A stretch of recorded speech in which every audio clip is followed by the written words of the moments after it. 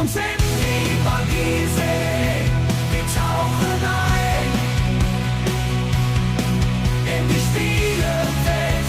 Wer uns schafft, kein Moment vergeht. Die Gang Community, unsere Bande eint.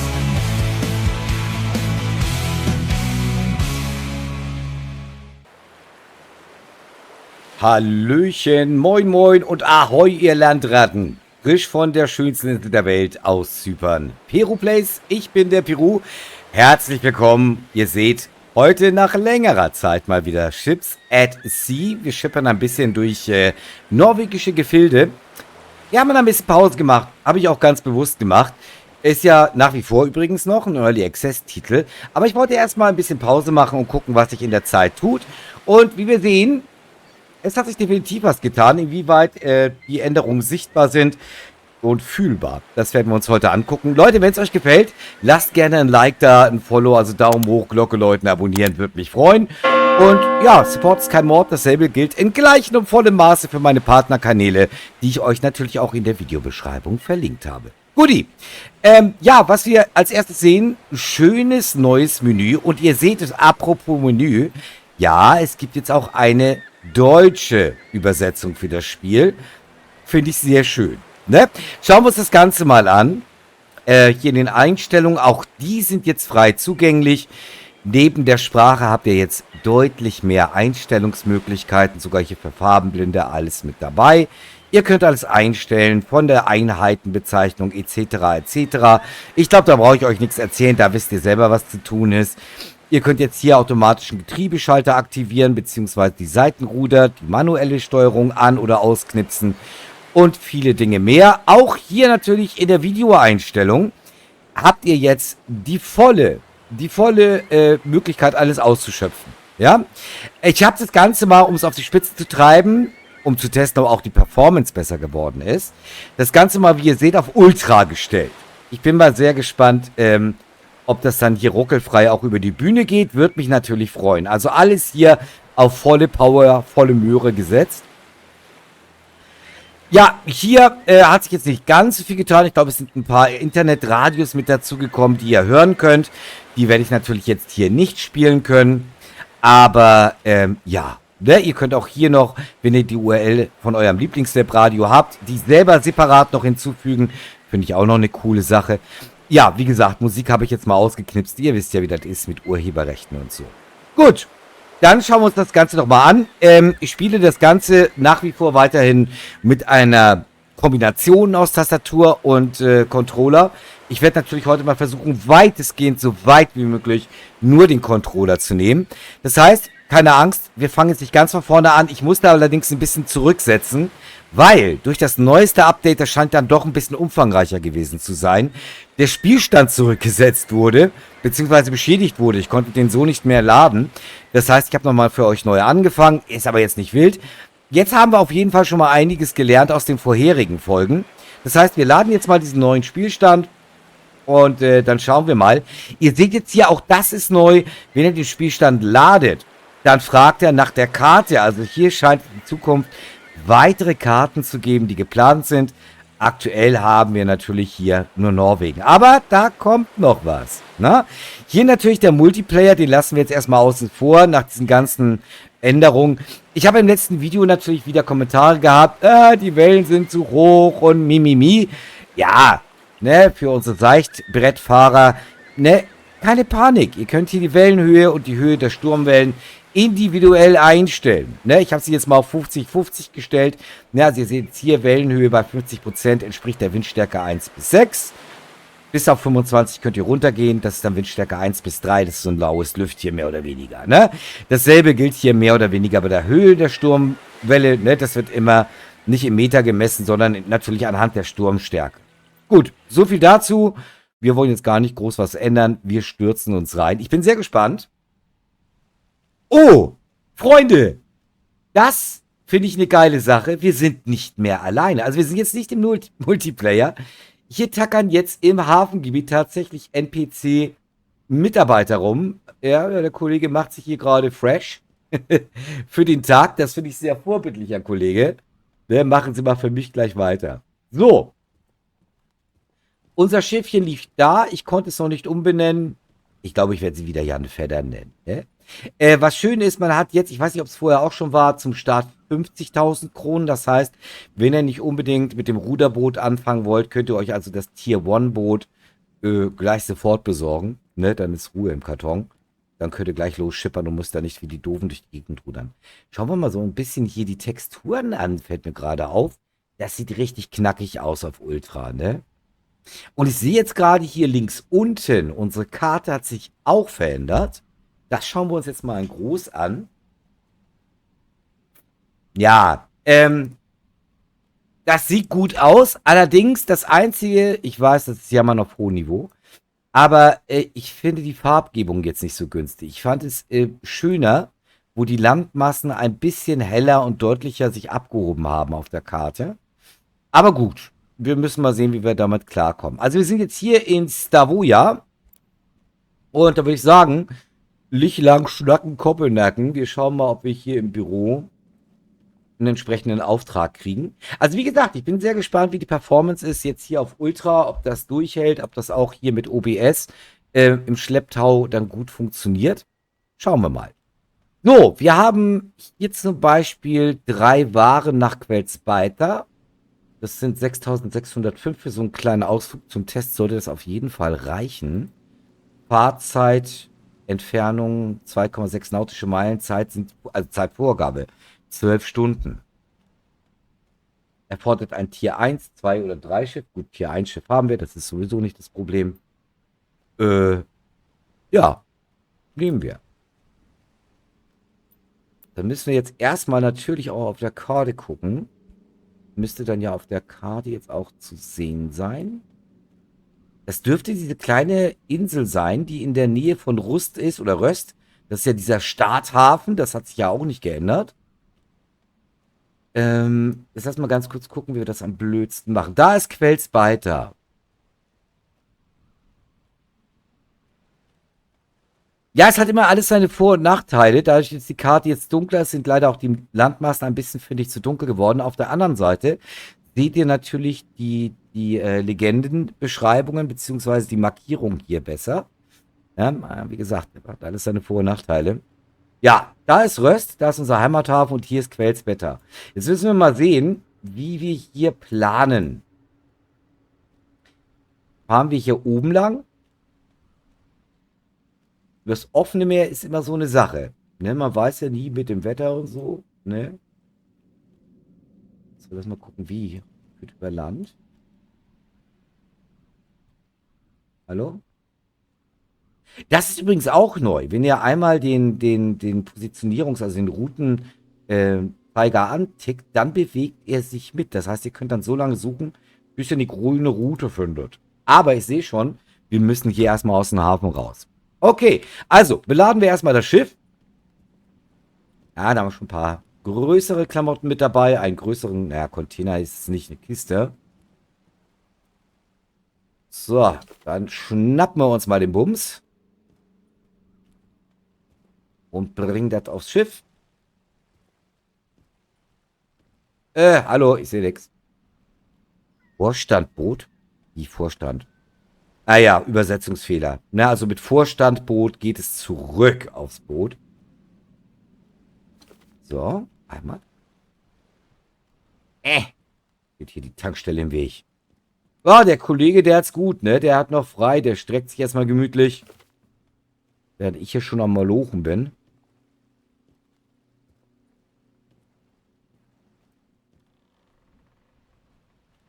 Ich bin jetzt auch mal sehr gespannt, wie jetzt oder ob die Fahrperformance dann auch nochmal überarbeitet wurde.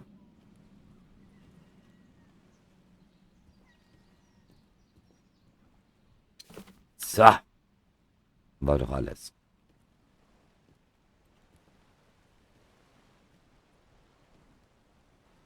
So. Alles an Bord. Zack. Das heißt, wir klemmen uns auch schon mal hier ins Boot rein. So. Antriebboot. Da sind wir. Wir schmeißen die Kiste natürlich noch nicht an. Wir wollen ja erstmal hier sehen, dass wir loskommen.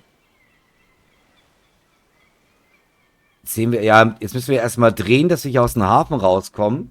Und dann würde ich sagen, ja, machen wir uns vom Acker hier, ne? Mal Ansicht wechseln hier. Boot ausgedockt, sehr schön. Uiuiui, ein bisschen in den Heck aufpassen hier. Ah, das war knapp. Das war knapp, Leute. So, jetzt müssen wir hier erstmal Schleichefan fahren. Hier links auf der Karte sehen wir die Durchfahrt. Die Hafenausfahrt, Einfahrt, wie auch immer.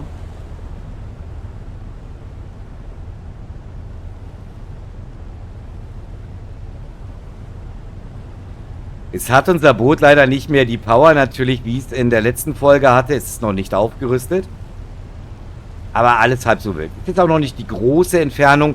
Immerhin konnte ich schon mal die zweite Treibstofferweiterung oder Ersparnis in dem Fall natürlich installieren. Das heißt, wir verbrauchen jetzt 20% weniger Treibstoff. Wären also auch schon fit für längere Routen. Die machen wir dann später mal wieder, wenn ich hier Antrieb und Motor und alles aufgerüstet habe. Jetzt sehen wir erstmal zu, dass wir hier vom Acker kommen. Ich will mal gucken, ob wir hier jetzt schon in die Planung gehen können. Hallo? Ich sehe nichts. Geh mir aus dem Bild hier. So, okay.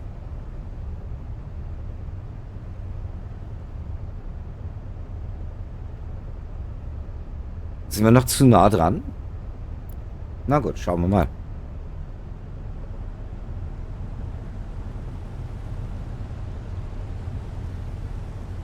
Fahren wir erstmal raus hier aus offene Gewässer.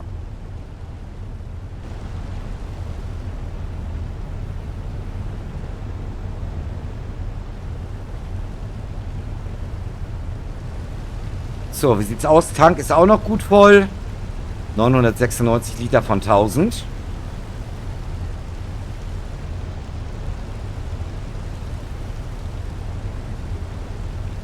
So, wir sehen es hier vorne gerade auf 12 Uhr. Unser Frachtlieferpunkt ist ungefähr 2,5 nautische Meilen entfernt.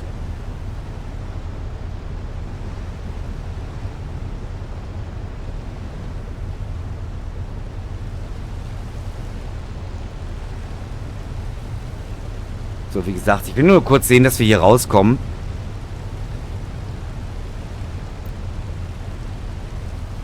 Aus dem Hafen. Dass hier die ganzen störenden Landmassen erstmal weg sind. So, jetzt machen wir mal hier Motor auf Minimalleistung.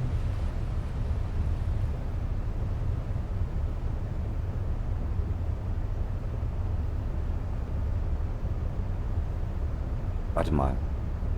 Das wollte ich jetzt nicht. Wieso geht er jetzt von Stavoia aus? Da sind wir ja gerade abgefahren. Ich möchte ja eigentlich vom Boot hier. Hä?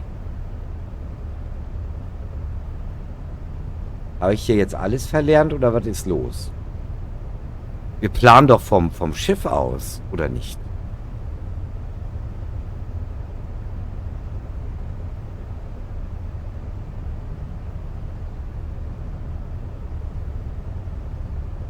Was ist das denn? Den entfernen wir mal.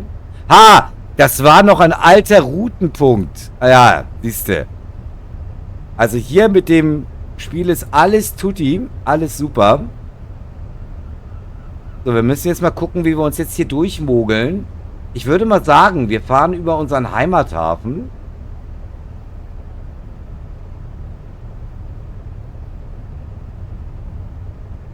Ah. Ja, hier wird es ein bisschen eng, ne? Das ist... wo man ein bisschen aufpasse. So, genau. Wir fahren an Rust vorbei. Natürlich dran vorbei. So, genau. Und da wäre jetzt Quellsbeta. Das heißt, hier in der Hafenenge, das reicht. Nachher müssen wir sowieso wieder auf manuelle Steuerung umschalten. Somit haben wir auf jeden Fall schon mal unseren Kurs gesetzt. Jetzt machen wir mal Autopilot ein. Navigation ein. Und jetzt sollte der liebe Kollege hier für uns übernehmen, dass wir hier ganz entspannt jetzt fahren können.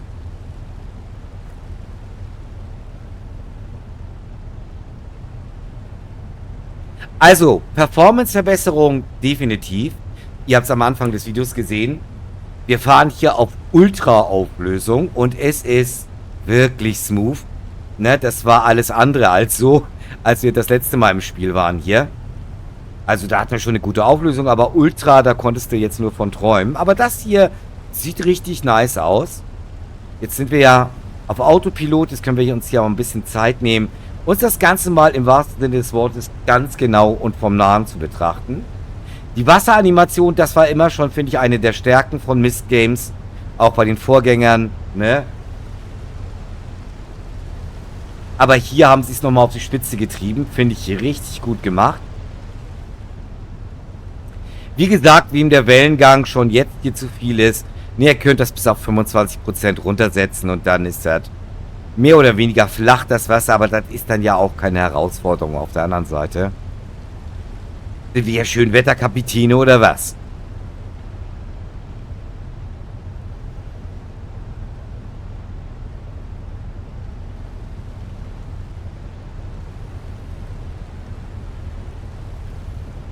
Also auch wenn wir jetzt hier uns so den Blick rundum gönnen, ne, da ruckelt nix, das ist einwandfrei. Schön, das ist auf jeden Fall definitiv eine Verbesserung. Und jetzt wollen wir mal gucken, ich hoffe mal, dass ich den Kurs hier ordentlich gemacht habe. Nicht, dass wir jetzt irgendwo noch irgendwie auflaufen oder gegenrasseln. Aber eigentlich müsste das so passen.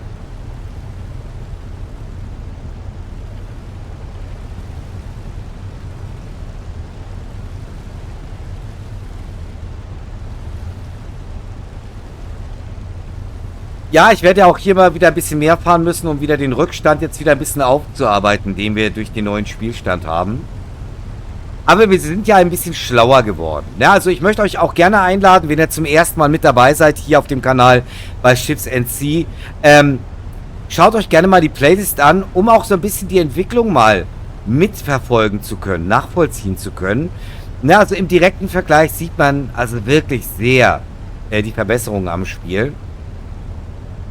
Angefangen vom Menü zur Performance der Grafik und einigen anderen Features, wie zum Beispiel der Map und so weiter und so weiter. Ihr habt auch gesehen, wo wir das Schiff beladen haben, beziehungsweise die Fracht aufgenommen haben. Das Beladungsmenü ist auch hier überarbeitet worden, ist jetzt wesentlich übersichtlicher. Und wie gesagt, das Sahnehäubchen jetzt eben halt für alle, die des Englischen nicht so mächtig sind, endlich auch auf Deutsch, natürlich auch verschiedene andere Sprachen. Ich glaube, Französisch ist unterstützt, Dänisch, was weiß ich. Also da hat man schon jetzt eine gute Auswahl an Sprachen.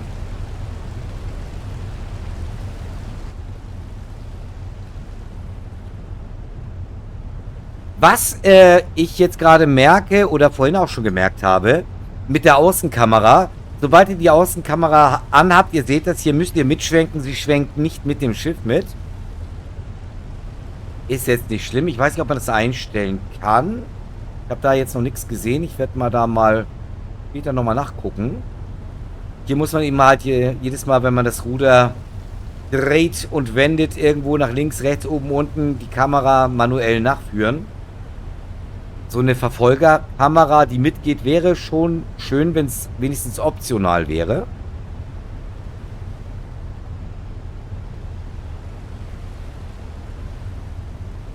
So, ich bin jetzt mal gespannt, wie lange wir für diese Strecke brauchen. Ich schätze mal, also in Spielzeit, ne? 5 Stunden, denke ich mal. Also die erste Stunde haben wir hier schon durch. Das ist jetzt nicht viel weiter als Röst. Also ich bin von Röst aus losgefahren. Das heißt, es kann nicht sehr viel mehr sein. Vielleicht eine Stunde. Also ich schätze mal 6 Stunden Spielzeit.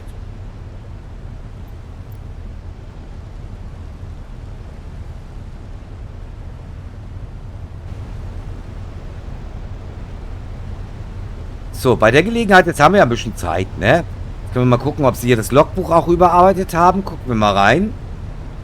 Ja, es sieht jetzt ein bisschen aufgeräumter aus. Ja, jetzt sind wir natürlich wieder bei Schiffslizenz 2. Das sollten wir aber relativ schnell im Griff haben. Bei 300 Kilometer gibt es schon die nächste Lizenz, die nächsthöhere. Ja, die Firma habe ich natürlich dementsprechend auch nochmal neu eingerichtet. Hero Transports zu ihren Diensten. Ja, hier der Fertigkeitsbaum. Hier ist ein bisschen geringfügig wieder was dazugekommen, beziehungsweise jetzt auch freischaltbar. Wie gesagt, ich habe mich zum Anfang erstmal auf das ökologische Fahren konzentriert, damit wir ohne nachzutanken längere Strecken fahren können. Auch hier für den Techniker, für den Mechaniker, für den Fischer und für den Arbeiter sind hier weitere Optionen freigeschaltet worden oder auch dazugekommen. Hier wunderschön gut lesbar die Hilfe. Das könnt ihr euch selber durchlesen. Das brauche ich euch jetzt nicht alles zeigen. Und hier habt ihr tatsächlich eine sehr stark erweiterte Möglichkeit, die Wettereinstellung zu manipulieren. Von der Windgeschwindigkeit, von Temperaturen über Wolkenbedeckung, Schneelage. Ja, also da habt ihr wirklich alles dabei. Ne? Also da könnt ihr euch das Spiel gestalten, wie ihr wollt. Finde ich toll. Also da haben sie richtig Hand angelegt. Wir werden das natürlich von Zeit zu Zeit immer mal wieder beobachten und auch diese neuen Einstellungsmöglichkeiten antesten. Jetzt wollen wir einfach mal in dieser Folge die reguläre Performance einfach mal sehen.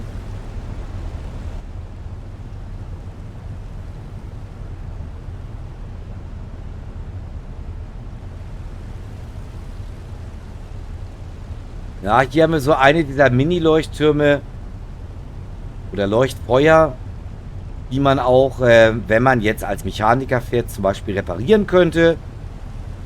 Wir fahren hier weiterhin Handel, damit kenne ich mich jetzt schon mal so ein bisschen aus. Wenn wir da wieder ein bisschen weiter sind, dann können wir gerne mal gucken. Fischerei habe ich jetzt so oft gespielt, also Fishing Barents Sea und so, das ist alles schön und nett. Ich will mich hier in diesem Spiel eher mehr auf Fracht konzentrieren und auf Techniker vielleicht später noch. Ich weiß nicht, ob das geplant ist. Vielleicht kommt ja auch nochmal Passagierschifffahrt mit dazu, vielleicht so eine kleine Fähre oder so. Wäre auch eine coole Sache, ne? Wenn man schon so viele Berufsmöglichkeiten hier zur Wahl stellt, wäre das für mich so die nächstmögliche Konsequenz. So eine kleine Barkasse und dann später vielleicht ein größeres Fähr- oder Passagierschiff. Wäre ja auch cool, ne? Schauen wir mal, was da noch kommt. Also es wird auf jeden Fall fleißig dran weitergearbeitet, was ich sehr, sehr cool finde. Und auch wenn es jetzt immer noch im Early Access ist, man sieht wirklich Fortschritte. Und das ist wichtig.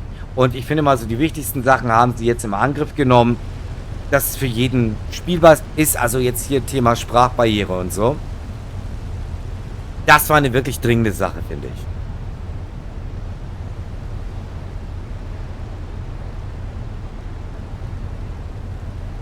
Oh, warte mal. Ah, jetzt siehst du hier nicht nur den Namen deines Schiffes, mittlerweile auch, wer der Kapitän ist, was er für ein Zertifikat hat und welche Schiffsbesatzung. Ich glaube, das wird eine interessante Info, wenn du mal im Multiplayer unterwegs bist, um zu sehen, nicht nur wer da unterwegs ist, sondern da hast du ja auch eventuell Mitspieler als Besatzung an Bord, wer der Kapitän ist, wer welche Position hat, kann ich mir vorstellen. Wie gesagt, müssen wir später mal austesten. Das sieht interessant aus. So, was haben wir denn hier? 03, 04, sagen wir mal hier eine Meile.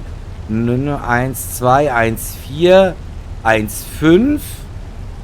Ja, so 1,5 nautische Meilen, denke ich mal. Sollten das sein?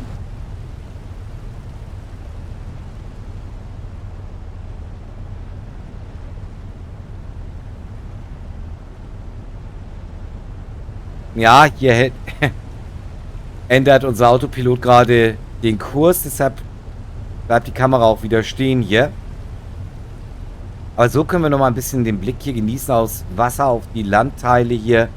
Und natürlich auch die wunderschöne Wasseranimation und unser Schiff.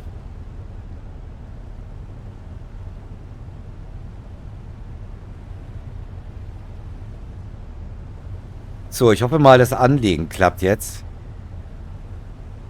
Wir machen das ganz relaxed, ne? Also ich werde das jetzt super vorsichtig machen.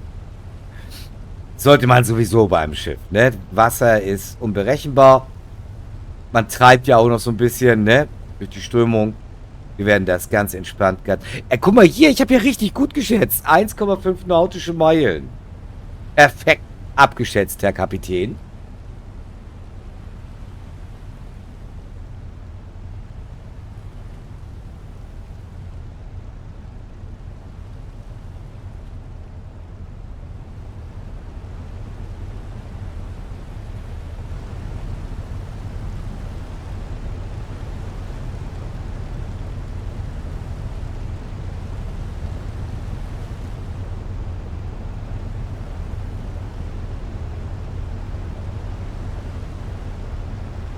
Ja, man merkt hier schon, dass wir in tieferen Gewässern sind. Hier werden wir ein bisschen mehr durchgeschaukelt.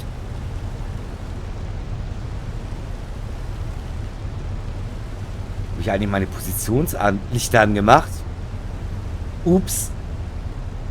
Ich glaube nicht. Warte mal. Da. Zack. Einmal anschalten, Herr Kaloi. Sehen wir natürlich jetzt von draußen wahrscheinlich nicht so viel, aber nicht, dass mir hier Beschwerden kommen von der Hafenbehörde, ne?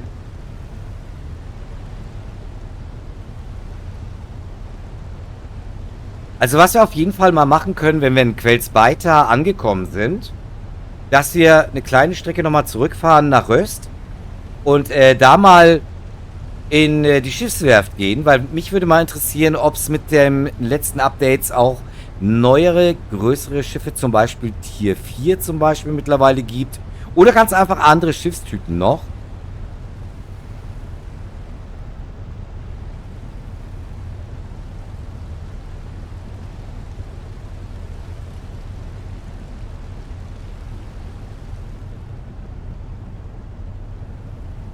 Ja, wir dümpeln so ein bisschen mit knapp 8 Knoten hier durch die Gegend, wie gesagt. Ich brauche erstmal wieder ein bisschen Taschengeld, um aufzurüsten hier. Deshalb dauert das ein paar Minuten hier.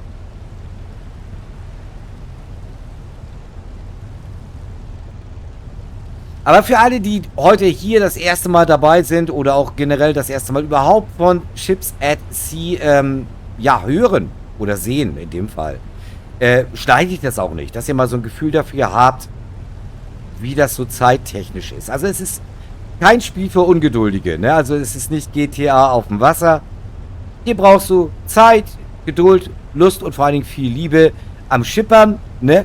Dann bekommt ihr eine richtig schöne, sehr schöne Schiffssimulation mit Transportoptionen, mit Optionen als Hafenarbeiter zu arbeiten oder wie gesagt auch als Techniker, der zum Beispiel rumfährt, an Häfen Reparaturen durchführt oder auf hoher See zum Beispiel die Bojen richtet und repariert.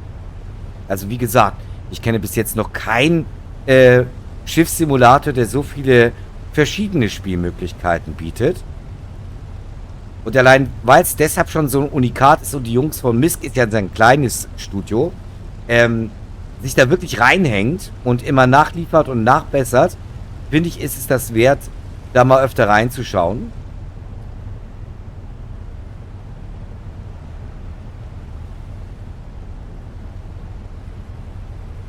So, noch 1,2 Meilen. Das dürfte jetzt eigentlich relativ zackig jetzt gleich gehen. Ja, guck, hier haben wir jetzt schon gleich die Einfahrt. Dann geht es an Röst vorbei, dann sind wir schon später.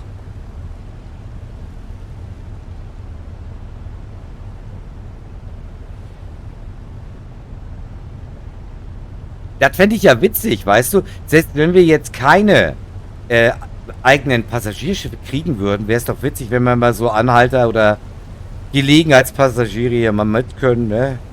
Die können sich dann hier auf die Kiste setzen, dann können wir die mitschippern. Nö, was Geld bringt, nehmen wir doch mit.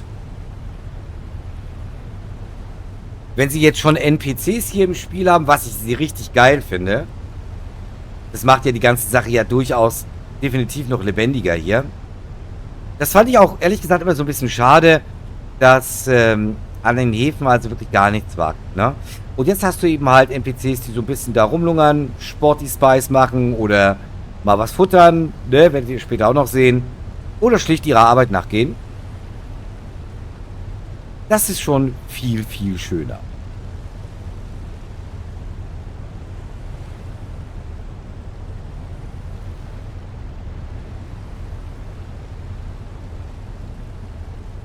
Ach so, ja, wir müssen jetzt einen kleinen Bogen fahren.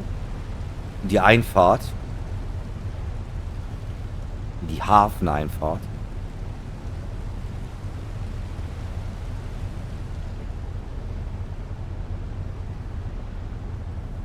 Wie sieht es mit der Zeit aus hier? Noch 9 Stunden. Okay. Ja, sollten wir auf jeden Fall locker schaffen. Was mich übrigens noch, fällt mir gerade ein, interessieren würde, so ein Ding, was mich so ein bisschen schon angekratzt hat. Ich weiß nicht, ob sie das in Angriff genommen haben oder ob das so bleibt. Wo wir gerade bei der Zeit sind. Es war ja bislang so, wenn ihr die Lieferzeit überschritten habt, dann war die Ware weg und die gesamte komplette Mission. Das heißt, ihr seid nicht nur völlig umsonst gefahren, sondern hattet natürlich Kosten trotzdem, weil ihr verbraucht ja Treibstoff, vielleicht ist euer Schiff unterwegs beschädigt worden, das kostet auch Reparatur. Also ihr geht in so einem Fall tatsächlich mit einem Minus raus, wenn ihr Pech habt mit einem dicken Minus, je nachdem, ob ihr beschädigt seid oder so. Ne? Ob sie das eventuell geändert haben, weil ich finde das ein bisschen zu hart. Ich fände es auch, ja, realistischer, wenn man sagt, okay, da wird eine Strafgebühr erhoben, wenn du jetzt zum Beispiel verspätet ankommst. Je höher die Verspätung ist, desto mehr wird abgezogen. Ne?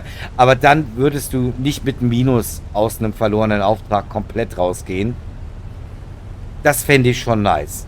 Also ich lege jetzt nicht drauf an, es auszuprobieren, aber sollte ich mich mal wirklich fehl einschätzen, dann werden wir es natürlich definitiv mal sehen. Ich hoffe, sie haben es geändert.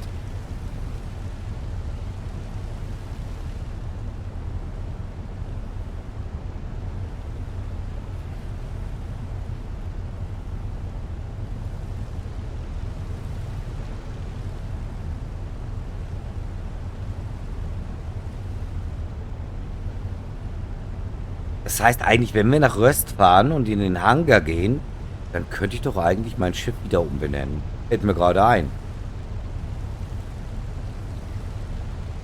Ja, hier hat er gerade ein bisschen zu kämpfen, ne? Da haben wir doch ein paar höhere Wellen. Ja, wir sind ja hier auch noch auf der offenen See, ne? Das ist...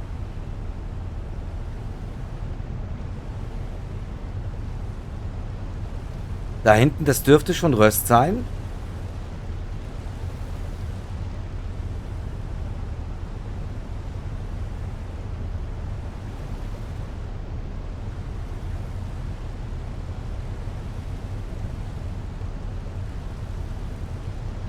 Also auch wenn mir die Farbgebung der Navigationskarte nicht ganz so gefällt, wenn man es jetzt so von außen in der Außenkamera sieht, ist natürlich schöner zu sehen, dadurch, dass die Karte dunkler ist, wenn ihr jetzt einen Kurs gesetzt habt, wo der lang führt, wo ihr seid. Das sieht man jetzt tatsächlich ein bisschen besser. Ich denke mal, die neue Map ist ein bisschen Gewöhnungssache, aber alles in allem tatsächlich ist sie so, wie sie ist, einen Ticken besser als die alte, tatsächlich. Ist auch optisch insgesamt schöner, ein bisschen feiner als die alte.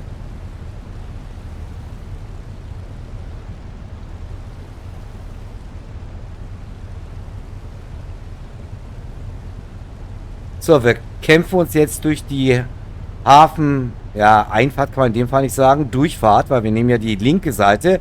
Rechts wird es in die Hafeneinfahrt gehen, also an die Docks. Wir fahren jetzt links dran vorbei durch eine Durchfahrt, um dann weiterzufahren nach Quellsbeiter. Wie gesagt, das ist knapp eine Meile. Seht ihr ja, 0,8 nautische Meilen, das ist nicht weit entfernt.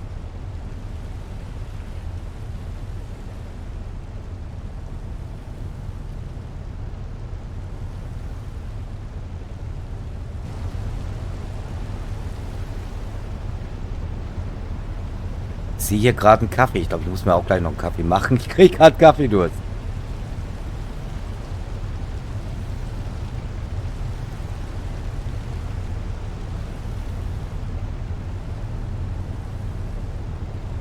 Ich suche gerade Fernglas, aber ich glaube, das musste ich mir kaufen, ne? Das musste ich mir kaufen.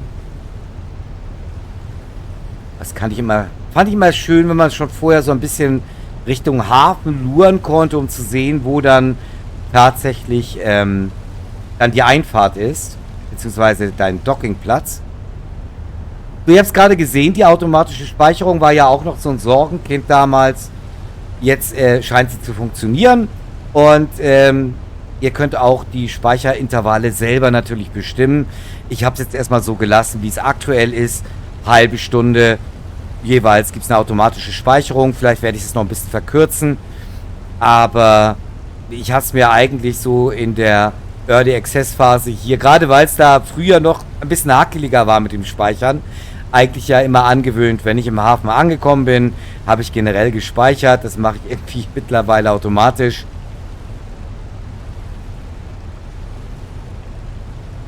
Aber ich werde es mal probieren. Ich gehe mal das Risiko ein und mache das heute nicht. Wir fahren gleich einfach weiter. Jetzt geht es erstmal durch die Durchfahrt Röst.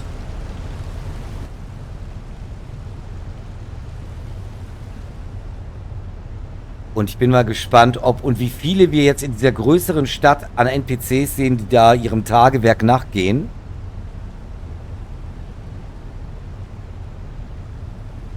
Ich finde es vor allen Dingen schön, für die Leute, die lieber im Einzelspieler spielen. Das Ganze hat ja auch noch einen Multiplayer, den wir noch später, ja, gerne mal anspielen werden. Wenn man alleine rumfährt, finde ich es natürlich schön, wenn hier ein bisschen Leben ist. Ne, im Multiplayer ist klar, da wuselt immer irgendwo irgendjemand rum. Aber alleine kommt es einem dann doch wahrscheinlich ein bisschen einsam vor. Und so ist es doch schön, wenn man weiß, hier in den Häfen tummelt sich hier und da auch mal ein NPC und treibt da sein Unwesen oder geht seiner Arbeit nach. Ich vermisse allerdings bis heute KI-Schiffsverkehr. Das gibt's, wie ich hier feststellen muss, bis jetzt leider noch nicht. Jedenfalls nicht im Singleplayer. Ich denke mal im Multiplayer auch nicht, weil da sind ja sowieso dann, Gott, hoffe ich, einige Multiplayer unterwegs. Aber ich hätte es mir gewünscht. Ich weiß nicht, ob es noch geplant ist, KI-Schiffsverkehr, hier zusätzlich noch für den Singleplayer. Zumindestens. Das würde noch auf meiner Wunschliste stehen.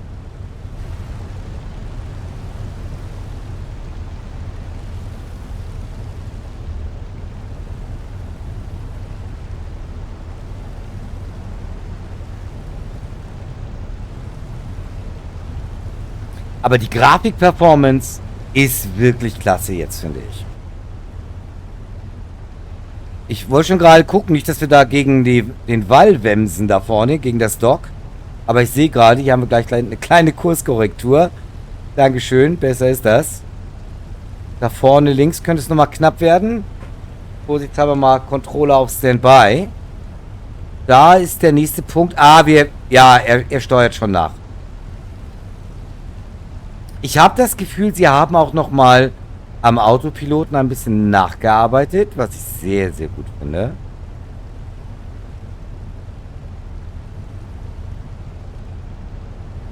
Ist hier gerade niemand unterwegs? Schade. Da hinten auch nicht? Ist gerade Mittagspause oder was? Kann nicht sein. 16:09 Uhr sehe ich hier gerade.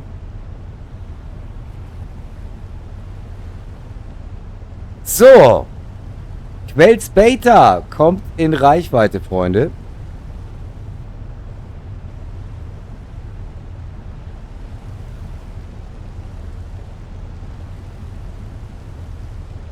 Ja, das ist diese kleine Insel mit den nur 2 oder 3 Häuschen.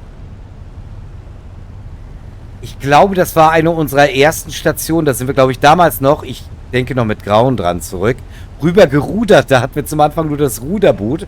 Das kriegt ihr natürlich nach wie vor zum Anfang. Also wenn ihr nicht gleich das ganze Geld rausholen wollt, wenn ihr auf Nummer sicher gehen wollt, könnt ihr natürlich nach wie vor mit dem Start Ruderboot ebenso fahren. Aber das wollte ich jetzt einfach mal überspringen. Wir wissen ja schon so langsam, in welche Richtung der Hase läuft, ne? Da legen wir natürlich hier gleich wieder mit dem richtigen Schiff los.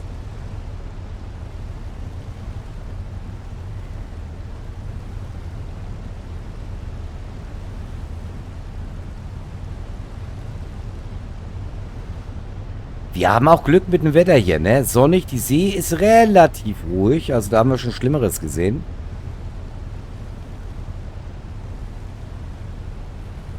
Ist natürlich doof, dass ich noch kein Fernglas habe, ne? Das muss ich unbedingt auf die Einkaufsliste setzen.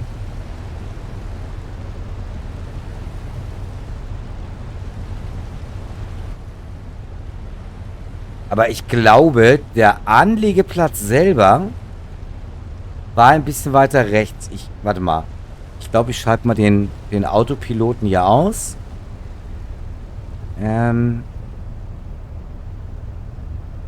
Da ist der... Ey, warte mal hier. Zack. Also einige Armaturensachen müsst ihr tatsächlich noch über die Tastatur ausknipsen. Ich denke mal, das wird auch noch überarbeitet.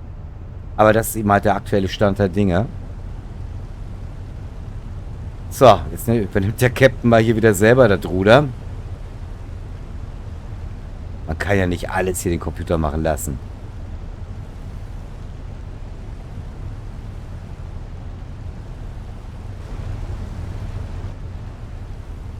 Ja, ich muss auch gleich ein bisschen Leistung runternehmen, weil sonst... Ich glaube, da müssen wir an so einen Anleger ran. Das ist kein Dock, das ist ein Anleger.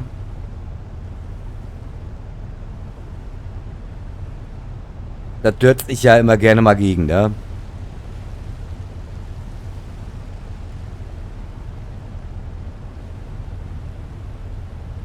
So, ich nehme mal ein bisschen Leistung weg.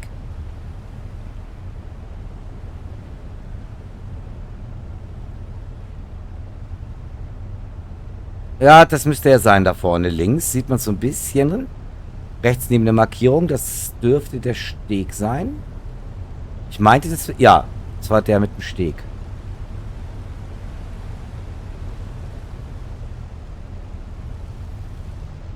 Bin echt am Überlegen, ob ich demnächst... Ich muss mal gucken, wie die Tastaturbelegung hier ist.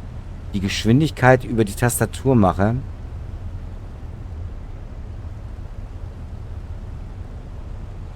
Weil wenn man lenkt, dann kommt man schnell auch an die Leistungshebel. Na, also Beschleunigung und Bremsen, aber auch links und rechts. Habt ihr alles auf dem linken Analogstick, wenn ihr das Ganze mit dem Controller spielt. Deshalb da Vorsicht.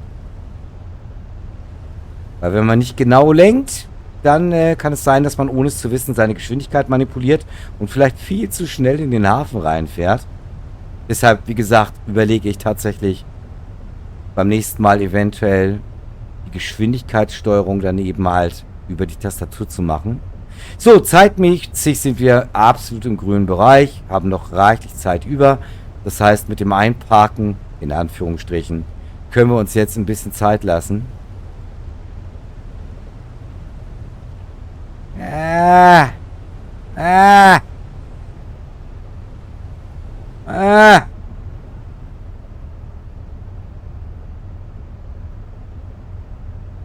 Das meinte ich, ne? Wir müssen ja jetzt auch ein bisschen parallel sein.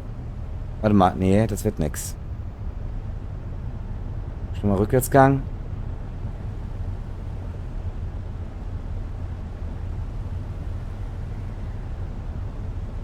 Das ist jetzt nicht mein Lieblingsanleger, sag ich ganz ehrlich. Das wird Parken in 3 oder 4 Zügen. Da müsst ihr jetzt durch. Ich habe es überlegt, ob ich jetzt hier nach links erstmal einziehe, ne? Und dann... Warte mal.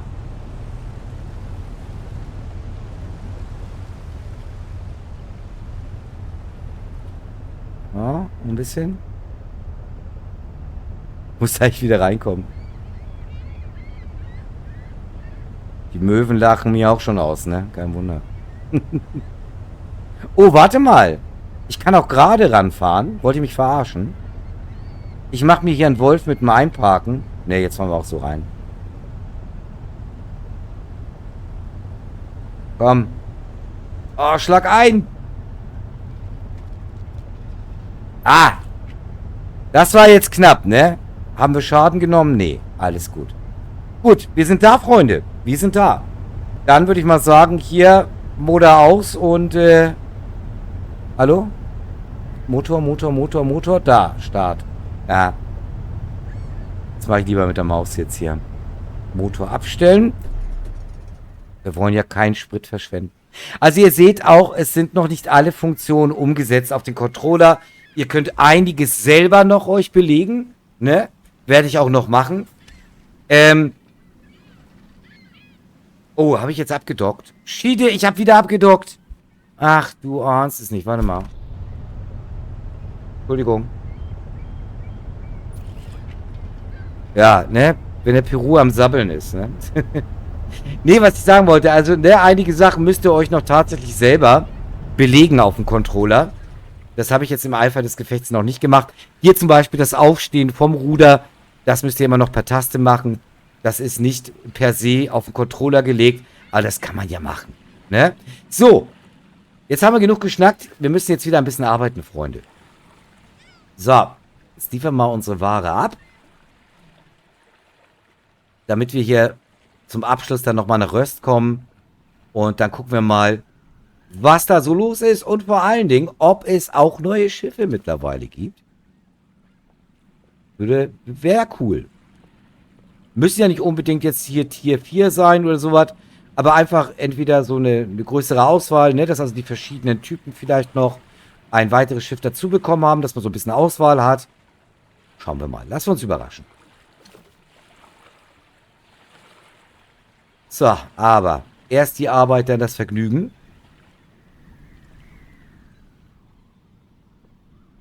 Also wir können gleich mal gucken, aber ich glaube nicht, dass die was für Röst mit dabei haben, weil das ist eine sehr, sehr kurze Strecke.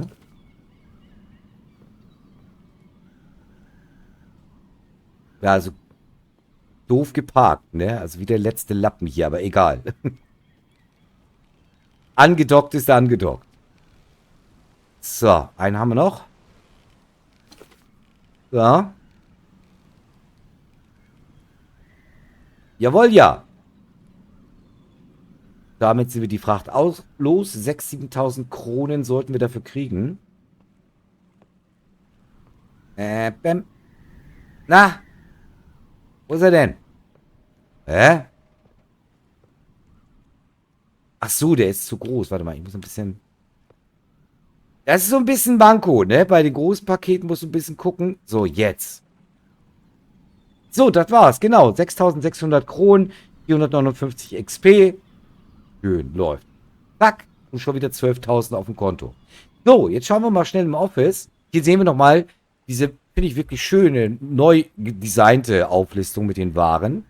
Jetzt sehen wir tatsächlich, Leute, wir haben Glück. Wir haben Glück. Wir können tatsächlich noch was nach Röst mitnehmen. Gibt es natürlich jetzt nicht so viel Geld, aber hallo, 5.000 sind 5.000, ne? Extra kleine Ladung, 2, okay. Ja, wir wollten ja eh dahin. Passt doch, wie die Faust aufs Auge. Dann machen wir gleich mit beladen weiter. Komm, was kostet die Welt? Fuck. Jetzt habe ich gerade den Einflussbereich Krans gestreift. Den kann ich ja noch nicht bedienen. Dazu müsste ich die Arbeiterskills dann erstmal ausbauen.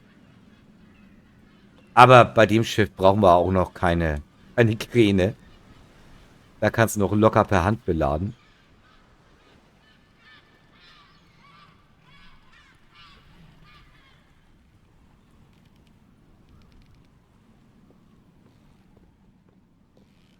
So.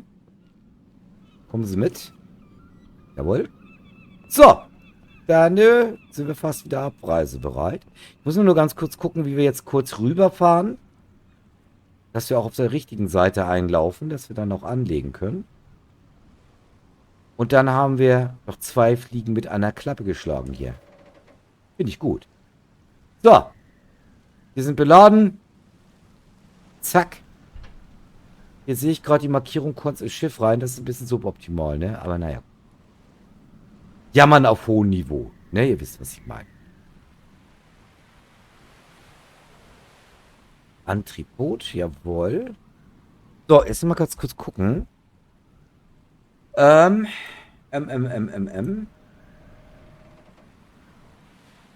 fahren. Hä?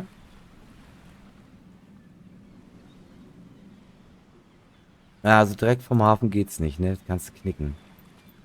Genau. Nee. Du musst erstmal rausfahren. Das hat sich irgendwie nicht geändert. Na ja, gut. Zack. Dann fahren wir erstmal raus. Ist ja nicht schlimm. Motor an. Ab geht's. Ach so, vielleicht sollten wir abdocken. Gute Idee.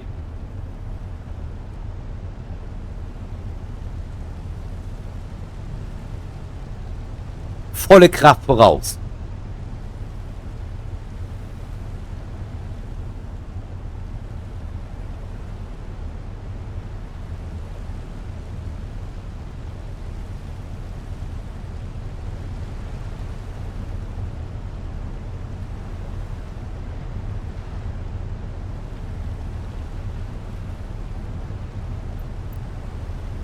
Eigentlich, warte mal.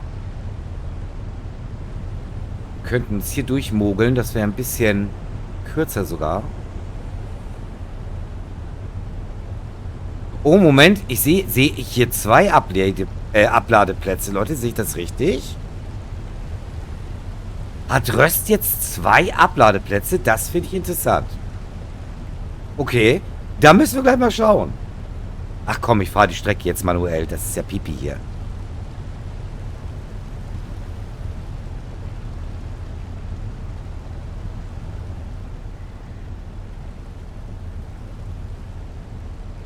Also das soll der gute Kapitän per Hand schaffen, wa? Ah ja, genau, das ist dieser schmale Steg, der in Röst rausgeht, den kennen wir schon nur allzu gut. Von der Seite sind wir schon so oft eingefahren. Lass mal gucken, da müssten hier auch gleich, genau, da sind schon die Pötte, die größeren. Tatsächlich, wir haben... Moment, jetzt haben sie die gleiche Entfernung. Eben hatte noch der eine 0,3 und der andere 0,2 nautische Meilen Entfernung. Aber es sind definitiv, die sind relativ dicht beieinander. Aber es sind tatsächlich zwei verschiedene Frachtabladestellen. Das finde ich interessant. Ja, mal gucken, was es wird.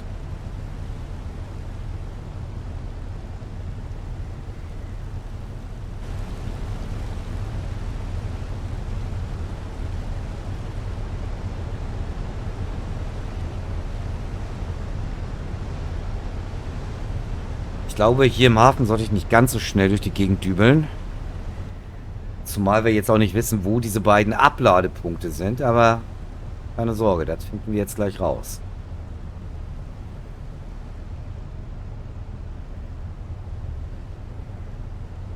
Es könnte sein, dass das jetzt so ein bisschen mehr an der Fischhalle dran ist, an der Fischverkaufshalle. 460 Fuß knapp noch. Da laufen schon wieder NPCs rum. Da ist schon wieder ein bisschen was los. Also es sieht tatsächlich so aus, als wenn nur die größeren Häfen, was heißt größeren Häfen, aber die man anläuft. Begrüßt er uns oder macht er Sport? Keine Ahnung. Also als ob nur die größeren Häfen hier, wo wir auch abladen und beladen können, NPCs haben. Die kleineren Inseln, auch wenn sie Städte haben, scheinbar nicht.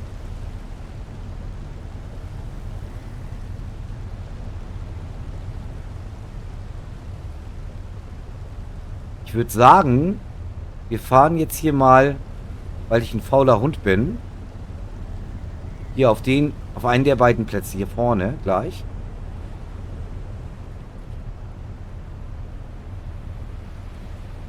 Bist du noch näher ran? Okay, das passt. Ja, fast perfekt angedockt. Was will man mehr? Also tatsächlich, wir haben jetzt eine hier beim Büro, da vorne. Da müssen wir ein bisschen weiterlaufen. Und einen hier. Jetzt natürlich die Frage, welches Paket ist was. Ich bin mal gespannt, wie wir das rauskriegen. Okay. Ich bin ja immer für was Neues zu haben, ne? So ist das ja nicht. So, machen wir mal hier die Pumpe aus. So. Aufstehen. So. Nehmen wir gleich das erste Paket mit hier. So. Ist das jetzt egal? Werden wir gleich sehen. Entweder das wird jetzt ein Zufallstreffer oder es ist... Ich will mal probieren, ob es akzeptiert, wenn ich beide auf dieselbe Abladestelle lege. Oder ob das tatsächlich das andere Paket auf die andere Abladestelle muss. Ja, also das... weil das ist ja auch wichtig, gerade wenn du größere Ladung hast, wo du öfter rennen musst. Man muss ja irgendwie unterscheiden, was wohin muss, wenn ein Hafen mehrere Abladestellen hat. Nee, das ist egal. Du kannst die nutzen, die hier näher dran ist. Ja, okay. Ist für mich absolut okay. So, guck und schon rubbel die Katz, haben wir wieder Geld hier auf dem Konto. Ja, hier sind ein paar Kollegen und Kolleginnen auch, finde ich auch sehr nett, sehr charmant, Dankeschön, unterwegs. Hier haben wir unsere Werft. Ich glaube, die Jungs hier haben ein bisschen zu viel Freizeit. Wir müssen denen mal ein bisschen mehr, guten Tag, ein bisschen mehr Arbeit verschaffen. Arbeitet der jetzt was oder geht er auch zum Gymnastik? Hallo? Naja, gut. Guti.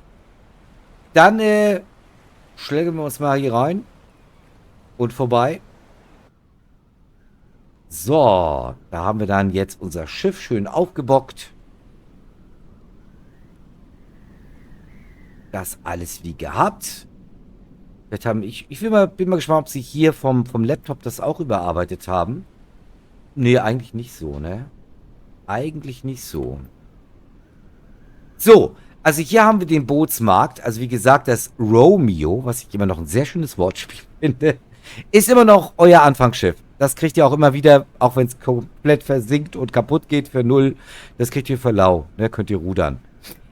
Ja, hier haben wir unser Rösterschiff, was ich eigentlich auch gerne umbenennen möchte hier demnächst. Warte mal, stopp. Stopp, stopp, stopp. Kann ich hier... Wo geht's denn hier weiter? Ach so, hier. So, also Frachtschiff. Das nächstgrößere ist auch eine Stufe 1. Nee. Ach, ich könnte jetzt sogar noch eine weitere Röster kaufen, was ja keinen Sinn macht. Das nächste wäre die Dr. Phil, auch ein Frachtschiff, Tier 2. Also, hier sehe ich jetzt noch keine neuen Schiffe. Ist jetzt nicht tragisch, aber ich hätte jetzt eigentlich gehofft, dass noch was dazu kommt. Dienstboote. Oh doch, hier hat sich was getan. Oh doch. Arsch auf mein Haupt. Ja, da dürft ihr ein bisschen sparen. Ne? 64.000. Nee. Wie viel ist das hier? Mal. Das ist ein Stufe 3 Dienstboot.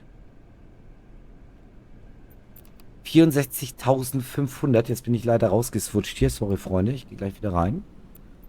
So. Geh mal ganz nach hinten durch hier. So. Also, es gibt jetzt ein Tier 3 Frachtschiff und ein Fischerboot. Schauen wir uns mal schnell an. Die Nordland, Stufe 3. 88,6 Fuß lang. Nimmt Ladungstypen XS, SM und Large auf. Also hier könntet ihr, vorausgesetzt, ihr habt einen Kranskill, auch mit einem Kran arbeiten zum Beladen. Hier könntet ihr auch Crew einstellen. So wie es aussieht, nach wie vor ist hier auch eine Crew geplant, auch für den Singleplayer. Wie ihr es auch schon kennt aus Fishing Barents Sea, so ähnlich stelle ich mir das vor. Aber ist noch in der Entwicklung. Ne? Als Multiplayer könnt ihr natürlich schon mit mehreren Leuten auf dem Schiff fahren. Ne? Das ist klar. So, dann haben wir noch das Fischerboot Turbo. Wie gesagt, auch ein Tier 3. Länge 60 Fuß. Maximale Geschwindigkeit bis zu 14 Knoten. Das wundert mich jetzt hier. Ladungstyp, obwohl das ein Tier 3 ist, XS. Das ist ein bisschen... Ja, also da hätte ich ein bisschen mehr erwartet.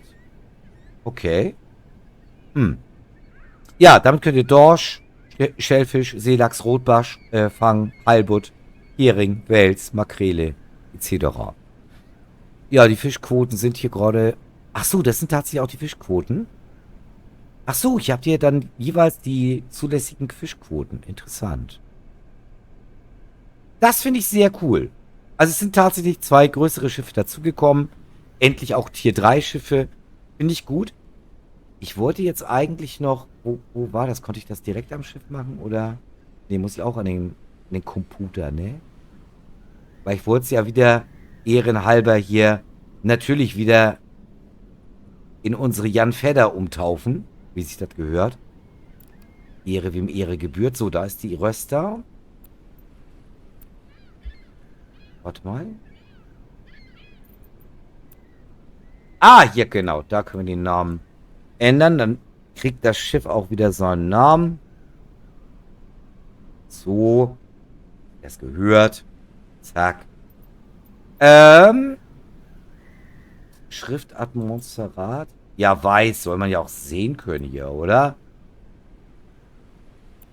Was haben wir denn hier so? Sind da ein paar neue Schriftarten mal dazugekommen? Also ich finde es schade, dass man so Standard-Schriftarten mitgenommen haben. Die passen gar nicht zum Schiff, ne? Hier sowas hier. Das würdest du nie auf dem Schiff sehen in der... Ja, eher so in der Richtung, ne? Ich hätte ja gern mehr so ein bisschen handschriftmäßig. Aber muss jetzt hier nicht die altdeutsche Schrift sein. Das finde ich ein bisschen zu, naja.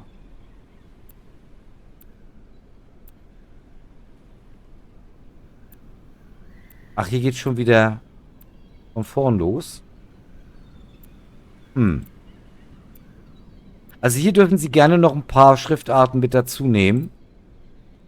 Dann nehmen wir das so. Die Jan Fedder, zack. Kann ich die Farben hier noch anpassen? Dass wir eventuell...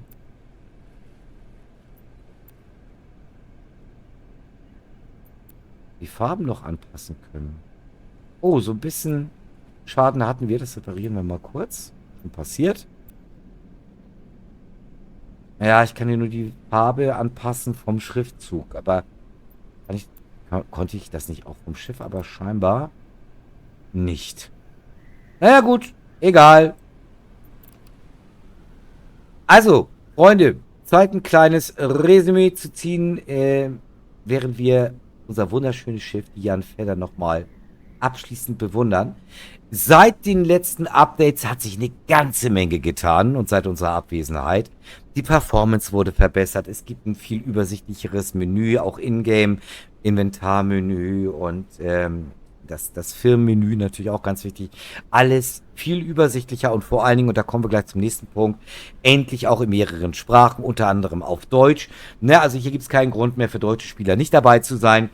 In einem der nächsten Folgen werden wir tatsächlich mal die Multiplayer testen, weil da bin ich neugierig, dass wir mal ein paar Mitspieler im Spiel haben. Was wir auch gesehen haben, wo wir gerade beim Mitspielerthema sind, wenn wir im Singleplayer sind, haben wir jetzt ein bisschen Gesellschaft, sind nicht mehr ganz allein, haben zumindest ein paar NPCs, die unterwegs sind in den Häfen. Das belebt das Ganze ordentlich.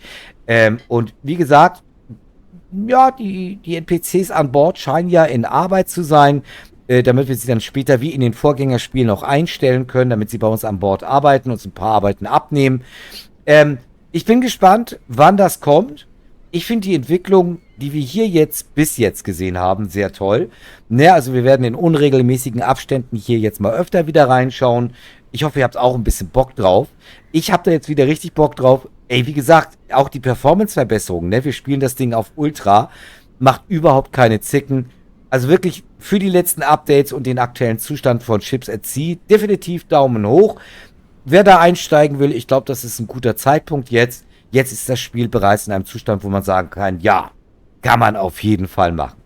Gut, Freunde, für heute soll es das erstmal gewesen sein. Ich habe noch Besuch aus Deutschland, um die werde ich mich jetzt mal ganz liebevoll wieder kümmern. Was euch angeht, ich wünsche euch noch ein schönes Restwochenende. Wenn es euch gefallen hat, lasst gerne ein Like da, ein Follow, Daumen hoch, Glocke deuten, abonnieren, würde mich sehr freuen. Ja, ansonsten danke fürs Zuschauen, bis zum nächsten Mal. Tschüss!